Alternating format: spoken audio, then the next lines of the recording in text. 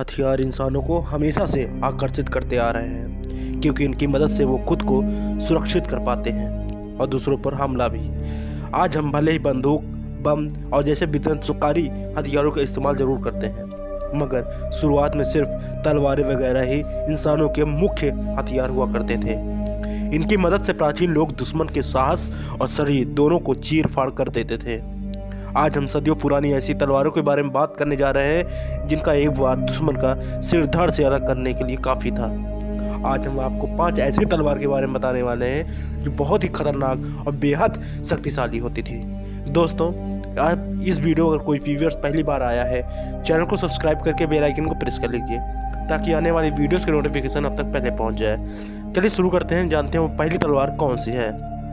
दोस्तों, पहली तलवार का नाम है खोपेस। दोस्तों, माना जाता है कि ये तलवार युद्ध, कुल्हाड़ियों या खेत के औजारों से विकसित हुई है। प्राचीन मिस्र का इसका इस्तेमाल होता था। कहते हैं कि औजारों की विकसित हुई प्राचीन मिस्र में इसके इस्तेमाल से काफ़ी कुछ मदद मिलती थी। घुमावदार ब्लेड का केवल बाहरी किनारा नुकीला था। इस तलवार का आकार एक बकरी के पैर जैसा है, इसीलिए इसका नाम खोपेस रखा गया। यह हथियार अधिकार का प्रतीक था और ऐसे कई फ़राओं ने इसे अपने पास रखते थे।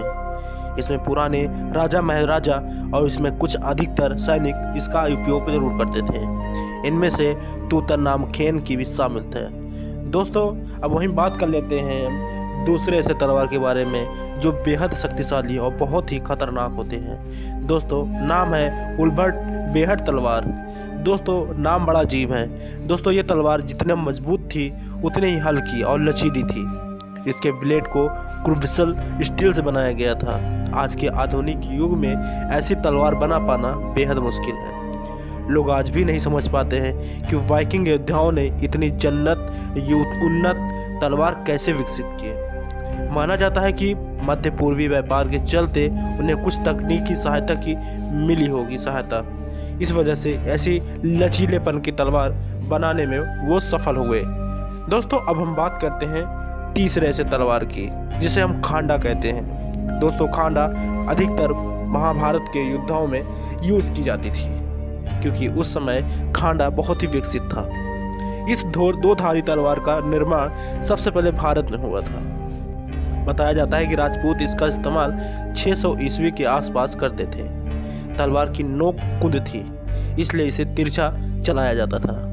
तलवार के किनारे दांतदार होते थे जो दुश्मन को मांस को चीर फाड़ कर रख देते थे। ऐसे में यहाँ पर कहा जाता है कि इस तलवार खांडा को महाभारत काल से जोड़ा जाता है। इस तलवार को बेहद ही खतरनाक माना जाता था क्योंकि इसका वार कभी खाली नहीं जाता था।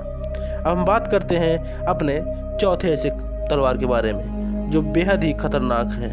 दोस्तों, चीनी हुक तलवार। चीनी हुक तलवार दोहरी मुसीबत भी माना जाता था जो घुमावदार हथियार जोड़ी में आती थी। हाथी सुरक्षा के लिए गार्ड भी थे। कहते हैं ये तलवार दुश्मन को 2 हिस्सों में अलग कर सकती है। इतना बेहद खतरनाक है ये कि चीनी हुक तलवार इसका नाम ही दिया गया। दोस्तों, ऐसे में तलवार को बनाने वाले को बहुत ही दिमाग से और बहुत ही समझदारी से बनाया गया हो। बात करते हैं अपने ऐसे तलवार के बारे में जो सबसे ज़्यादा खतरनाक है। इसका उपयोग भी महाभारत काल से भी जोड़ा जाता है। कहते हैं इसका उपयोग महावीर कर्ण यूज करते थे। ऐसे में इसको आज के समय में फ्रांसीसी तलवार की एक लंबी 2 हाथ वाली पकड़ होती है। ये तलवार खास तौर से कवच को भेदने के लिए बनाई गई है। तलवार में धार ज़्यादा नहीं होती मगर बेहद नुकीली होती है। ऐसे में सामने वाला बेहद नुकीली वजह से काफ़ी डर सहम जाता है। इस वजह से ये स्ट्रोक नाम रखा गया है। इसका स्ट्रोक कभी खाली नहीं गया है।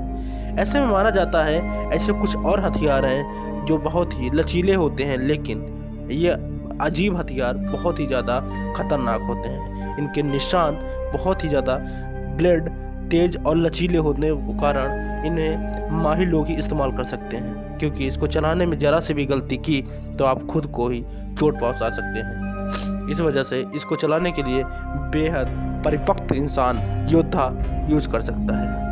कहते हैं कि इसको चलाने के लिए बहुत ही आपका अभ्यास होना ज़रूरी है।